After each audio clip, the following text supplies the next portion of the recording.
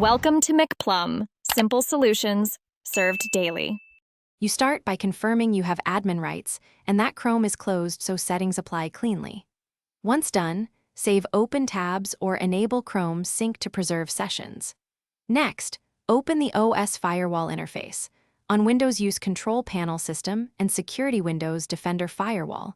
On Mac OS, open System Settings Network or Security and Privacy.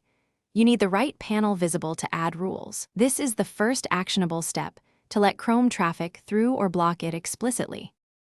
You now create or edit a firewall rule for Chrome. In Windows, pick Advanced Settings, then New Rule, choose Program and point to Chrome, EXE, or choose Port to restrict specific ports.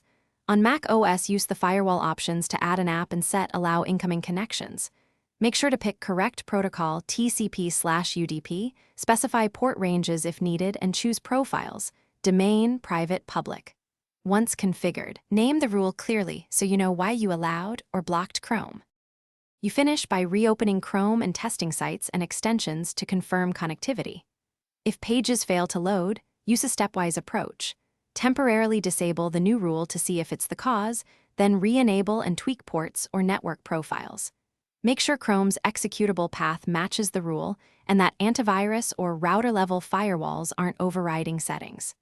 If things still fail, restart the machine and revisit rule ordering. Sometimes higher priority rules block traffic before your Chrome rule takes effect.